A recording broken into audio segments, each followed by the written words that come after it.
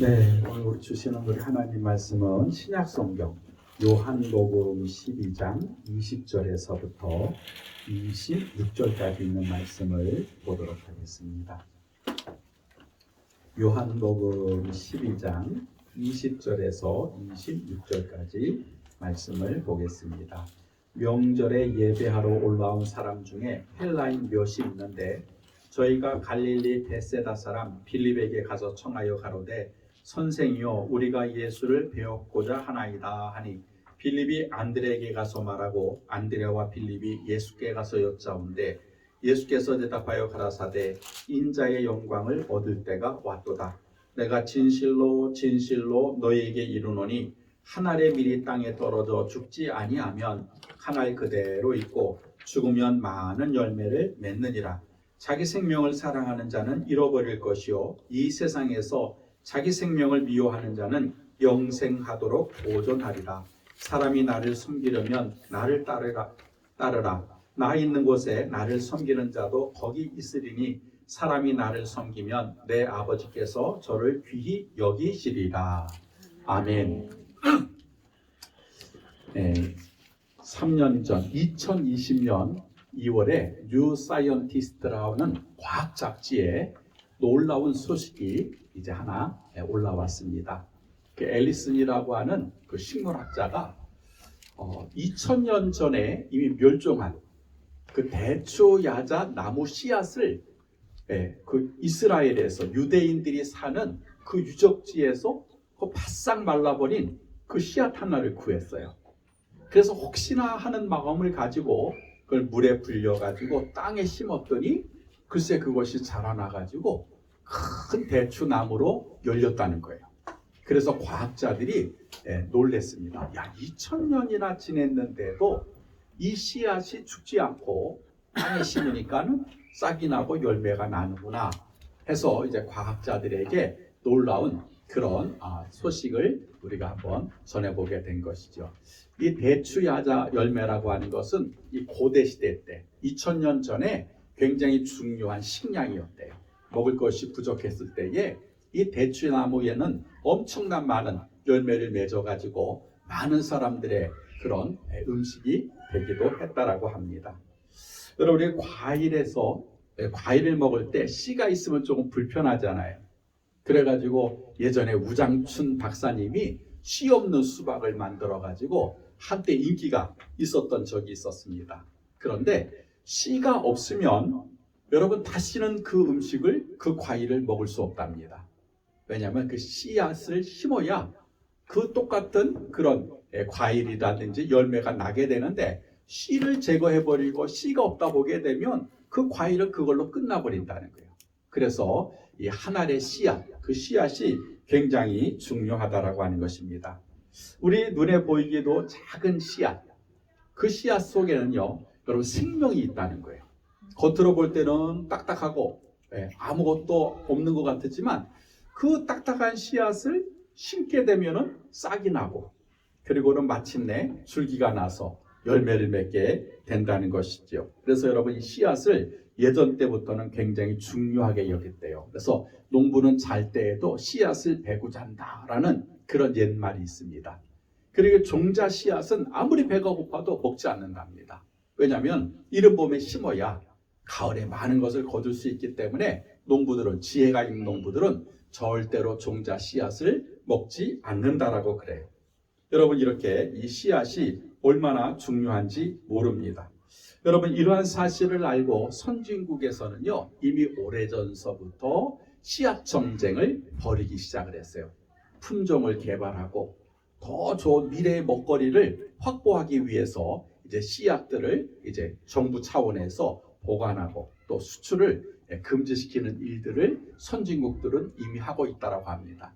우리나라도 이에 지들지라 농촌진흥청에서 갖가지 씨앗의 품종들을 다 모으고 있고 또 품종 개량을 하고 있다는 거예요. 여러분, 우리가 샤인머스켓이라고 하는 그 맛있는 포도를 요즘에는 저렴한 가격에 먹을 수 있잖아요. 그 씨앗 품종을 개발한 나라가 일본이랍니다. 물론 딸기도 마찬가지예요. 딸기도 일본에서 품종 개량을 해서 우리가 그 딸기를 먹는데 딸기는 로열티를 내야 된대요. 우리가 딸기 씨앗을 사오면 그 씨앗에 대한 대가를 지불해야 되는데 일본 사람들이 실수를 했답니다. 이 샤인 머스켓이라고 하는 포도를 품종을 개량을 해서 아주 단 맛있는 포도를 만들어 놓고는요, 그거를요 특허청에다 신고를 안 해놨대요.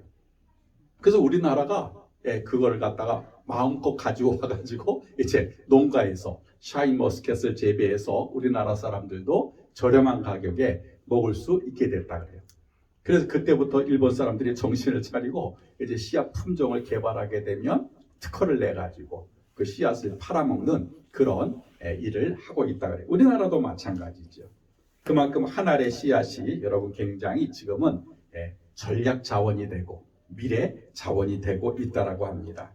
오늘 본문 예수님이 하신 말씀, 특별히 24절을 보게 되면 그 씨앗 얘기가 기록이 되어 있습니다. 우리가 너무 잘 아는 말씀이죠. 24절에 보니까 내가 진실로 진실로 너에게 이르노니 한 알의 밀이 땅에 떨어져 죽지 아니하면 한 알 그대로 있고 죽으면 많은 열매를 맺느니라 라고 말씀을 하고 있어요. 그리고 그 다음에 25절에 설명을 합니다. 자기 생명을 사랑하는 자는 잃어버릴 것이요 이 세상에서 자기 생명을 미워하는 자는 영생하도록 보존하리라 라고 말씀하고 있어요. 그러면 이 한 알의 밀알이 뭐냐?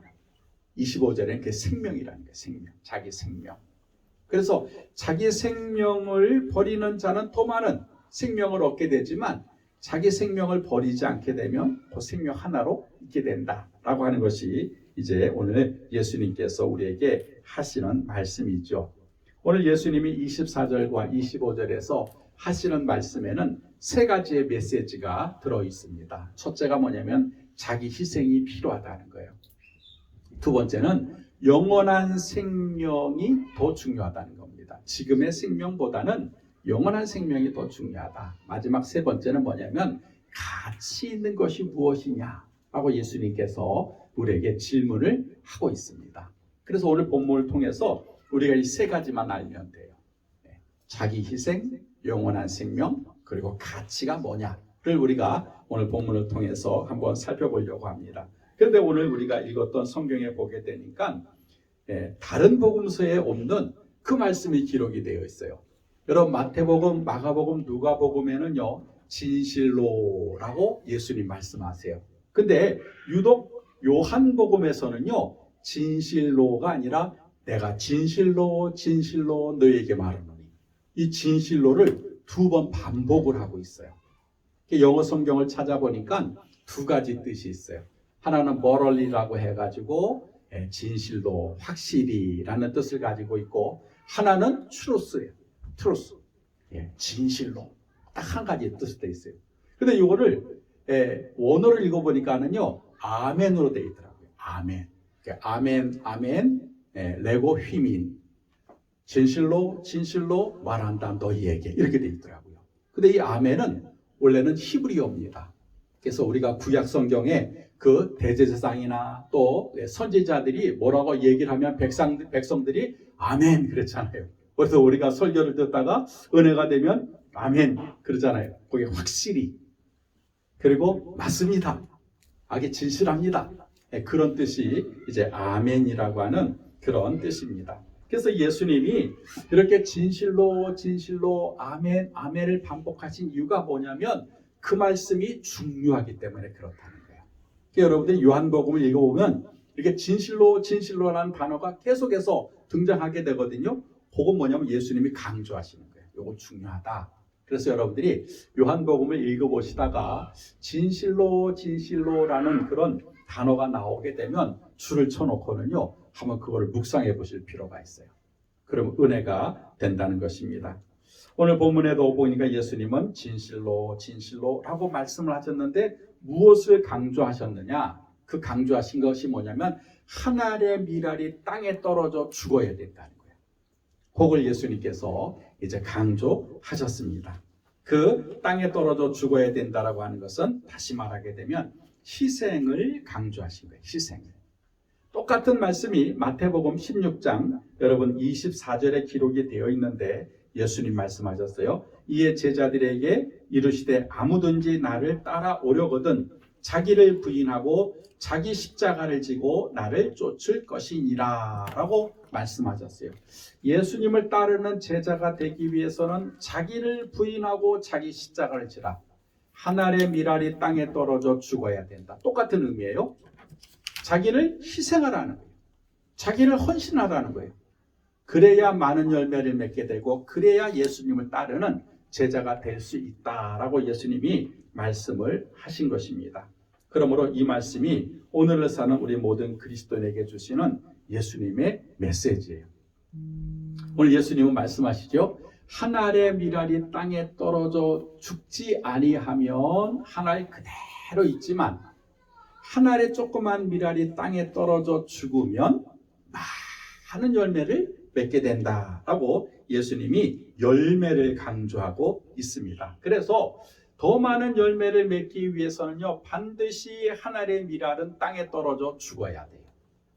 그래야 더 많은 열매를 맺을 수 있다는 것입니다. 여기 자기 희생을 또 예수님께서 말씀을 하고 계시는 것이죠. 특별히 예수님이 오늘을 사는 우리 그리스도인들은 여러분 자기 희생을 할 수 있어야 된다는 거예요. 땅에 떨어져 죽어가는 한 알의 밀알이 되어져야 된다고 예수님께서 말씀하고 있는 것입니다. 여러분 이 씨앗은 껍질이 딱딱하잖아요. 그래서 이 딱딱한 껍질을 땅에 묻으면 껍질부터 부패가 되기 시작한답니다. 썩어버린다는 거예요. 껍질이 썩으면 그게 양분이 된대요. 그리고 그 딱딱한 껍질 속에는요, 그 작은 씨앗이 있는데 그 씨앗이 생명이라는 거예요. 이렇게 씨앗이 이제 껍질이 썩어버리게 되면 그 껍질을 뚫고 나오면 그것이 이제 싹이 되고 싹에서 줄기가 되고 줄기에 열매를 맺혀서 마침내 한 알의 씨앗을 통하여 더 많은 열매를 맺게 되는 구조가 여러분 그 씨앗 속에 담겨져 있다라고 하는 것입니다. 그래서 열매를 맺기 위해서는 반드시 씨앗은 땅에 떨어져 썩어져야 되고 죽어야만 더 많은 열매를 맺을 수가 있다는 것입니다. 하지만 아무리 좋은 씨앗이라도 그것이 땅에 떨어지지도 아니하고 썩지도 않고 죽지도 않으면 한 알 그대로 있게 된다는 것입니다. 이걸 예수님께서 지금 우리에게 강조하고 말씀하고 있는 것이죠. 그래서 예수님은 한 알의 밀알이 땅에 떨어져서 죽으면 많은 열매를 맺을 수 있다. 이 말씀을 하시고는요, 스스로 먼저 본을 보이셨어요. 예수님이 실천하셨다 이 말이죠. 여러분 그래서 예수님의 이 말씀의 실천이 뭡니까? 십자가에 달려 돌아가신 거예요. 예수님 한 분이 십자가에 달려 돌아가시니까 많은 열매를 맺을 수 있었어요. 예수님의 죽음을 통해서 많은 죄인들이 이제 구원의 문이 열려지게 되는, 구원을 받을 수 있는 그 길을 예수님께서 마련해 놓으신 것입니다. 예수님 스스로가 자기가 썩어져가는 한 알의 밀알이에요. 땅에 떨어져 죽어가는 한 알의 밀알이 되신 거예요. 그래서 이제 예수를 믿는 또 앞으로 태어날 모든 인류에게 예수님은 그런 희망을 보여주신 것을 성경은 말씀하고 있습니다. 한 사람의 죽음으로 많은 사람이 살게 된 것입니다. 예수님이 스스로 한 알의 밀알이 된 것이죠. 이 유럽에 가게 되면 체코라고 하는 아름다운 그런 나라가 있는데 그 체코에서 가장 유명한 대학이 체코 대학이라 그래요. 이제 국립대학인데 그 대학에 얀 후스라고 하는 그런 교수님이 계셨습니다. 근데 이분은요 1500년대에 칼빈이나 루터가 종교개혁을 하기 전 100년 전에 이미 종교개혁을 한 사람이에요. 그러니까 우리는 대부분 칼빈, 루터가 종교개혁을 했다라고 생각하지만 얀 후스라고 하는 교수님이 100년 전에 한 거예요. 카톨릭을 이분이 신부셨는데 카톨릭 신부로서 백성들을 가르치다 보니까 이 거짓말이에요. 카톨릭이 다 부패한 거예요. 그래가지고 종교개혁을 외쳤습니다. 그랬더니 교황청이 발칵 뒤집어진 거예요. 그러거든요. 사람들을 보내가지고 그 얀 후스를 잡아가지고 불에다 태워 죽여라. 그래서 이 얀 후스가 이제 화형당하기 전에 그 자기를 따르는 개혁자들에게 이렇게 외쳤다 그래요. 우리 서로 사랑합시다. 그리고 우리 진리를 위해서 함께 싸웁시다. 하고 외치고는요 불에서 타서 화형을 당했다 그래요. 그럼 이 한 분의 죽음이 끝이 난 줄 알았더니 여러분 그렇지 않다는 거예요. 그분이 속했던 체코라고 하는 나라에 모라비안이라고 하는 단체가 생각이 나요. 여러분 그 체코를 가면 북쪽에는 보헤미아라고 하는 지역이 있는가 하면 남쪽으로 내려가면 모라비아라고 하는 지역이 있다는 거예요. 그 지역 전체가 개신교가 됐다는 거예요. 한 사람이 죽었는데, 그리고 100년이 지나서 그 뜻을 따르는 칼빈과 루터가 얀 후스, 그분이 외쳤던 종교개혁 우리가 실천시키자. 그래서 마침내 이제 카톨릭에서 기독교가 태어나는 그런 역사가 일어났다라고 하는 것입니다. 얀 후스 한 사람이 죽음으로 말미암아 무슨 일이 일어났어요? 종교개혁이 시작이 된 거예요. 그리고는 진젠도르프라고 하는 유명한 모라비안 그런 교주가 태어나게 되고, 영국의 존 웨슬리라고 하는 그분이 그 모라비안 교도의 그런 은혜를 받아가지고 마침내 여러분 성결교, 감리교를 갖다가 창시하는 역사가 나타나지 않았습니까? 한 사람은 죽은 거예요. 그런데 그 한 사람의 죽음을 통하여서 엄청난 역사가 일어나게 된 것을 우리는 알 수가 있습니다. 그래서 한 알의 밀알은 땅에 떨어져 죽으면 아무런 역사가 일어나는 것이 아니라 더 많은 열매를 맺게 된다라고 하는 그 성경 말씀을 우리는 실천 속에서 우리는 볼 수가 있다는 것입니다. 그래서 떨어져 죽어야 놀라운 역사가 일어나게 되고 더 많은 일들이 일어나게 된다는 것입니다. 그래서 필요한 게 자기 희생이고 자기 헌신이에요. 여러분 예수님의 이 말씀을 가장 먼저 실천한 사람이 여러분 사도 바울입니다. 이 사도 바울은 예수님의 그 말씀에 여러분 순종하고 실천한 사람이에요. 여러분 사도 바울은 최고의 학부를 나온 그 시대의 엘리트 아닙니까? 가말리엘의 수제자였어요. 그리고는 빌립보에 뭐라고 말했어요? 나는 율법을 지키는 자 중에서 으뜸이었다는 거예요. 최고였다는 거예요. 율법에 대해서는 자기는 전문가라는 거예요. 지식이 높았던 사람이고 신앙심이 두터웠던 사람이고, 그러니까 이 사람은 얼마든지 자랑할 수 있어요. 나는 최고 학부에서 공부한 사람이야. 난 율법에 대해서는 난 대가야. 그러나 신앙심에 대해서는 난 누구 못지않아. 얼마든지 자기 자신을 자랑할 수가 있고 뽐낼 수가 있는 그런 사람이었습니다. 그런데 사도행전 20장 24절을 보게 되면 이 사도 바울이 놀라운 고백을 합니다. 나의 달려갈 길과 주 예수께 받은 사명, 곧 하나님의 은혜의 복음을 증거하는 일을 마치려 하면은 나의 생명을 조금도 귀한 것으로 여기지 않겠습니다. 라고 고백을 해요. 이 고백은 뭐냐면 이제 바울이 잡혀서 여러분 예루살렘에서 이제 로마로 잡혀가기 바로 전입니다. 에베소 교회에서 마지막 고별 설교를 하는 거예요. 그때 이야기를 하는 거예요. 나 복음 전하는 일에 대해서 내 생명 아깝지 않습니다. 나 하나 죽어도 괜찮습니다.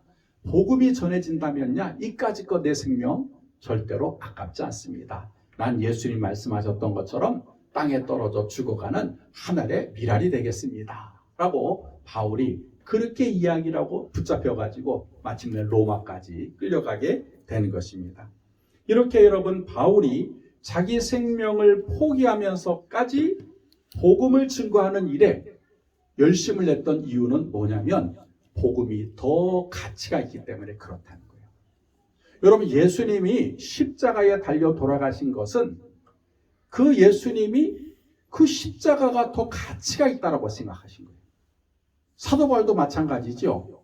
내 생명보다 복음 증거하는 것이 더 가치 있다라고 바울은 생각하기 때문에 여러분 자기 생명을 조금도 아깝지 않다라고 그렇게 선포할 수 있었던 것입니다. 여러분 이렇게 한 알의 밀알이 땅에 떨어져 죽는 것은 그 이유가 뭐냐면 가치가 있기 때문에 그렇다는 거예요. 내가 죽으면 나 하나로 끝나는 것이 아니라 더 많은 열매를 얻을 수 있다라고 하는 그 가치를 알기 때문에 한 알의 밀알이 땅에 떨어져 죽을 수 있다라고 하는 것입니다. 여러분 그래서 우리가 어떤 가치를 두고 사느냐에 따라서 우리의 삶이 달라지는 거예요. 내 생명이 더 가치가 있으면 그렇게 생각을 하면 절대로 희생하고 헌신하지 못합니다. 왜? 내 생명이 다른 것보다 더 중요하기 때문에 그래요. 그런데 내 생명보다 하나님의 나라가 더 가치가 있다라고 생각하면 하나님 말씀 따라갈 수 있어요. 얼마든지 내 것을 버리면서까지 하나님의 말씀을 실천하고 순종할 수가 있습니다. 그래서 성도의 가치는 여러분 예수 그리스도가 되어야 돼요. 내 생명보다 예수님이 더 가치가 있어야 된다 이 말이에요. 그래야 예수님이 하신 말씀을 우리가 따라갈 수 있다는 것입니다. 그게 가치가 중요해요. 우리가 더 중요한 가치를 알게 되면 내 생명 그거 기꺼이 버릴 수 있다는 거예요. 경상남도 거창에 가게 되면 그 산골짜기에 고등학교가 하나 세워져 있어요. 이게 거창고등학교인데 여러분 거창고등학교를 인수하신 분이 전영창이라고 하는 선생님이에요. 여러분들 거창고등학교가 왜 유명하냐면 100명이 졸업을 하면 95명이 대학을 갑니다. 그 산골짜기 그 고등학교에서. 근데 그냥 대학을 가는 것이 아니라 수도권 대학의 95.5%의 졸업생이 대학 진학을 한다는 거예요. 그래가지고 소문난 학교예요. 그리고 여러분 이 밑에 지방에서는요 거창고등학교를 들어가기 위해서 막 경쟁이 심하다는 거예요. 근데 이 거창고등학교에 이 전영창 선생님은요 1956년 우리나라 전쟁이 끝나고 폐허가 되었을 때 그때 이제 폐교가 될 그 고등학교를 인수하시고 많은 돈을 갖다가 지불하면서 고등학교를 인수한 그 이유가 있어요. 이유는 미국에서 이제 신학 박사 학위를 받으신 인재였습니다. 그래서 이제 한국으로 돌아오기 전에 그 미국에 있는 포틀랜드라고 하는 그 도시에서 설교를 부탁을 받았어요. 그 전영찬 선생님이 이제 거기에 설교를 하러 갔는데 사모님이 마중을 나오신 거예요. 아는 사람이니까. 그런데 그 얼굴이 아주 어두워요. 그래서 이 전영찬 선생님이 사모님에게 물어봤죠. 왜 무슨 일이 있습니까? 그랬더니 실질적으로 오늘 아침에 우리 교회에서 파송한 짐 엘리엇이라고 하는 선교사가 에콰도르 밀림에 갔다가 거기에 원주민들에게 살해를 당했습니다. 그리고 함께했던 4명의 선교사도 똑같이 살해당했습니다. 이제 그게 이제 영화가 된 것이 창끝이라고 하는 그 영화가 된 거예요. 그 교회에서 파송한 짐 엘리엇 하버드 대학을 나온 수재 중에 수재. 그 친구들도 다 하버드 대학 출신들. 그 사람들이 에콰도르 가가지고 순교했다는 거예요. 그 얘기를 이제 전영찬 선생님이 듣고 설교를 하고는요 밤에 생각을 합니다. 깊은 묵상에 답니다. 인종도 다르고 언어도 다른 그 인디언 지역에 그렇게 똑똑한 사람들이 뭐하러 갔을까? 그러다가 복음을 전하는 일이 가치가 있으니까 그들이 하버드 교수를 포기하고 그 에콰도르 밀림으로 들어가서 복음을 전하다가 그렇게 순교했구나. 그러면 나는 지금 전쟁으로 그런 패전국가가 되고 잿더미가 된 내 조국을 위해서 나는 어떤 가치 있는 일을 해야 되는가 고민을 하고 있었어요. 근데 아침에 전화가 왔어요. 한국에 이제 선교사님이 와서 세운 대학이 있는데 그 대전대학이라고 하는 지금 한남대학교 그 대학의 학장님이 그 똑똑한 사람이니까 부학장으로 오시오. 그럼 당신한테 명예도 있고 지위도 있고 부귀도 있으니까 내가 당신을 부학장으로 부를 테니까 오시오. 얼마든지 솔깃할 수 있잖아요. 그래서 또 기도한 거예요. 하나님, 부학장, 교수로 나를 초청을 했는데 하나님 어떤 게 좋을까요? 한참 기도하고 있는데 다른 사람이 거예요. 경남에 오면 거창고등학교가 지금 폐교 직전인데 누가 인수할 사람이 없습니다. 그 산골짜기에 있는 학교 그 누가 인수하겠습니까? 하지만 안타깝습니다. 2가지 이제 제안이에요. 교수로 가느냐 그 고등학교 선생으로 가느냐 인수해서. 그때 이분이 아니다. 더 가치 있는 일은 내가 교수가 되기보다는 그 산골짜기에서 그 가난한 아이들에게 복음을 심어주고 학문을 가르쳐서 수많은 인재를 내가 키우는 것이 더 가치가 있겠구나. 그래서는 이제 대전대학교 부학장으로 가는 것은 포기하고 거창으로 가서 그 학교를 인수한 자기 가지고 있는 재산을 다 털어가지고 인수해서 거기 기숙형 학교예요. 아이들이 다 가난하니까 학비도 못 내고 먹을 것도 없는데 다 학비도 면제해주고 먹을 것도 최고급으로 해주고 그리고는 3년을 가르쳐가지고는요 대학을 보내기 시작했는데 그게 95.5%의 그런 높은 진학률을 가진 명문대학교가 됐다는 거예요. 그 전현천 선생님은 무엇이 더 가치가 있을까를 생각한 거예요. 나를 위해서, 내 명예를 위해서, 내 지위를 위해서 교수로 가는 것이 더 가치가 있을까? 아니면 이렇게 미래가 불투명한 이 나라에 인재를 키우는 것이 더 가치가 있을까? 그래서 그가 선택하기를 허창고등학교에 가서 교장 선생님이 되고 또 학문을 가르치는 선생님이 되어서 지금까지 여러분 존경받는 그런 인물이 되었다 그래요. 어디에 가치를 두느냐에 따라서 완전히 다른 길이 주어지게 된 것입니다. 그래서 내가 죽느냐 사느냐의 문제는 나에게 있어서 무엇이 더 가치 있느냐에 따라서 달라지게 된다는 것입니다. 오늘날 대부분의 사람들은 가치의 기준을 물질에 두고 살아갑니다. 돈이 최고의 가치라고 생각을 해요. 예전에는 개처럼 벌어서 정승같이 쓰라는 말이 있었지 않았습니까? 요즘엔 그렇지 않대요. 개처럼 벌어서 짐승처럼 쓰자. 그래서 수단과 방법을 가르지 않고 돈 버는 일이라면 혈안이 되는 거예요. 남을 속이고 남의 것을 빼앗고 그렇게 돈 버는 일에 여러분 혈안이 되어 있습니다. 그러면 돈이 많으면 과연 행복하느냐 하는 거예요. 여러분 저는 돈 많은 사람 쳐놓고 행복하다라고 하는 사람을 본 적이 없어요. 돈이 많으면 편할 뿐이지 행복하지 않습니다. 근데 사람들은 돈이 많으면 행복하다라는 착각을 가지고 돈의 가치에 여러분 살아가고 있다는 것입니다. 이렇게 돈이 최고의 가치가 되면 절대로 나를 포기하거나 나를 희생하지 못합니다. 어떻게 그 돈을 벌었는데 내가 나를 희생할 수 있겠어요? 악자까지 나를 위해 써야 되지요. 악자까지 내 생명을 지켜야 되지요. 그래서 이 돈이 가치가 되면 절대로 자기 희생이나 자기 포기하는 인생을 살지 못하게 된다는 것입니다. 그래서 이 믿음의 사람들이 무엇을 가치로 삼느냐가 중요하다는 거예요. 여러분 성도가 세상 사람들처럼 세상의 가치를 더 귀하게 여기게 되면 그러면 하나님 말씀은 나에게 아무 소용이 없어요. 그런데 세상의 가치보다 하나님의 말씀이 더 가치가 있으면 그러면요 우리는 포기할 수 있습니다. 세상의 것들을. 그리고는 하나님의 뜻을 이루는 그런 삶을 살아갈 수 있다라고 하는 것입니다.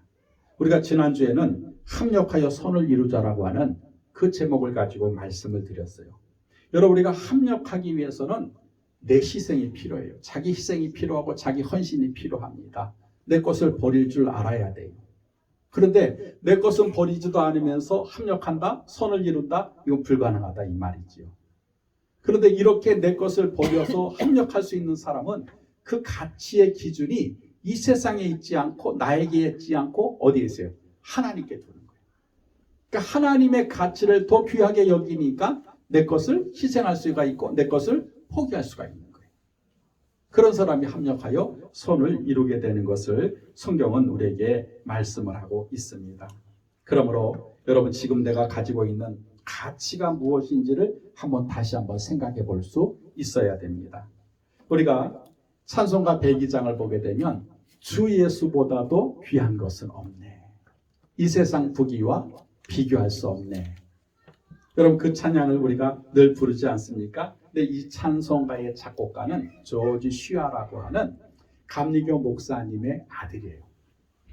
아버지가 이제 캐나다에서 이제 감리교 목사로 있었을 때 8명의 자녀 중에 네 번째. 그 가정 형편이 어려우니까 대학은 붙었지만 등록금이 없어가지고 이제 보험회사의 영업사원이 됩니다. 열심히 이제 그때 이제 보험사원이 돼서 보험을 팔러 다니는데 이제 1930년도에 미국의 MBC라고 하는 라디오 방송에서 복음성가 경연대회가 일어났어요. 근데 이분은 워낙 찬양을 잘하니까 가서 가라 모세라고 하는 그 찬양을 불러가지고 여러분 오디션에서 이제 당첨이 된 거예요. 그때부터 이분이 인기 스타가 됩니다.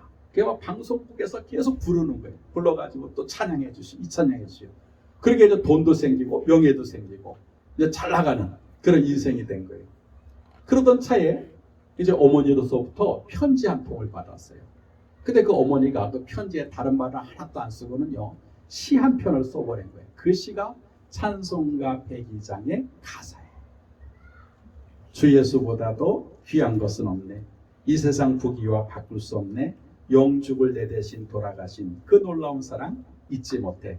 세상 즐거움 다 버리고 세상 자랑 다 버렸네. 주 예수보다도 귀한 것은 없네. 예수밖에는 없네.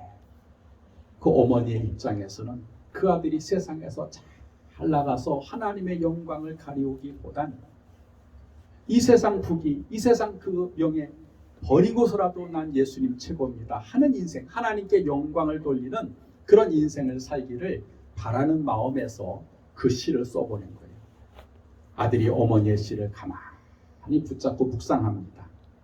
그리고는요, 눈에 눈물을 흘리면서 어머니가 쓴 시에 작곡을 하기 시작을 하는 거예요. 그게 이제 찬송가 102장이에요. 며칠 후에 방송국에서 또 출연해달라고 하는 그런 요청이 왔어요. 그때 이제 조지 쉬아라고 하는 그분이 이 노래를 불러준 거예요. 나는 여러분들이 원하는 인기 스타가 되기보다는 난 예수님 최고로 사는, 최고로 인정하는 그런 삶을 살겠습니다 하고 거절을 한 거예요. 여러분 2절을 한번 2절도 했잖아요. 이 세상 명예와 예수님과 바꿀 수 없다. 3절에는 이 세상의 행복보다 예수님을 바꿀 수 없다. 그렇게 노래를 했어요. 그리고 1983년도 74세가 된 이 백발의 조지 쉬아는 빌리 그레엄 목사님을 따라갑니다.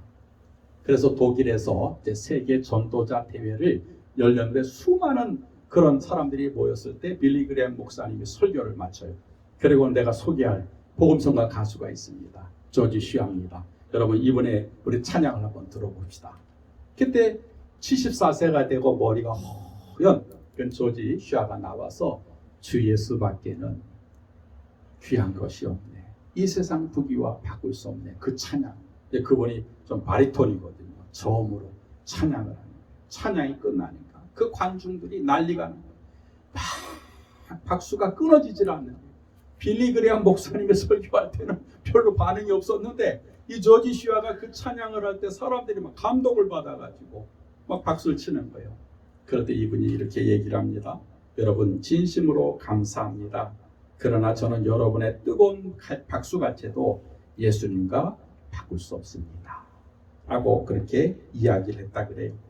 여러분 이 조지 쉬아에게 있어서 가장 가치 있는 것은 세상의 부귀도 아니고 세상의 명예도 아니고 세상의 행복이 아닌 예수 그리스도가 나에게는 가장 가치 있습니다 라고 그렇게 선포한 것입니다.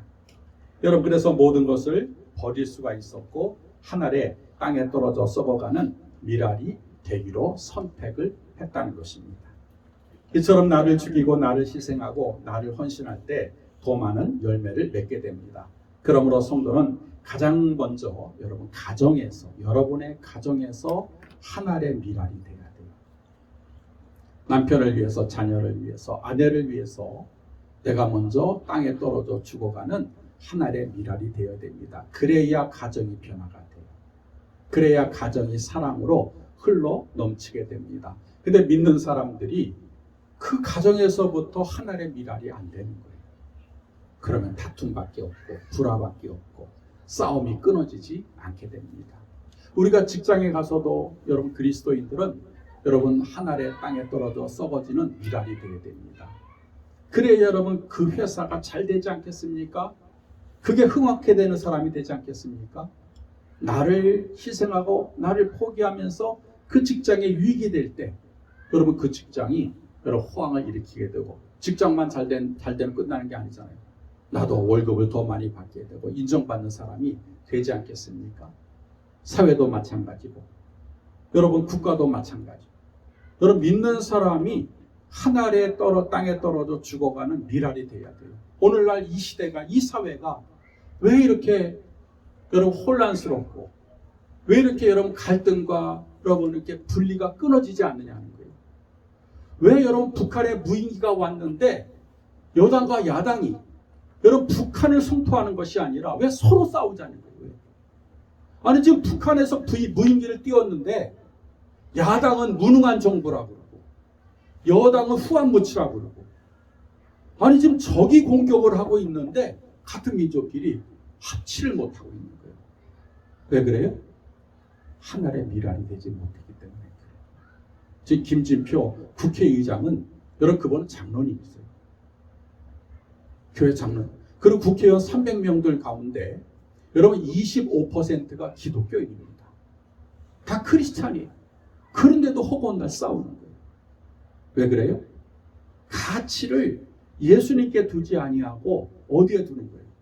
자기의 영달, 자기의 이익, 자기의 자존심, 그런 데다만 가치를 두니까 서로 협력하지 못하고 서로 배려하지 못하고 계속해서 싸움, 또 고함, 욕설이 난무한 그런 세상이 되고 말았다는 것입니다. 그게 예수님 오늘 우리에게 말씀하시는 거예요.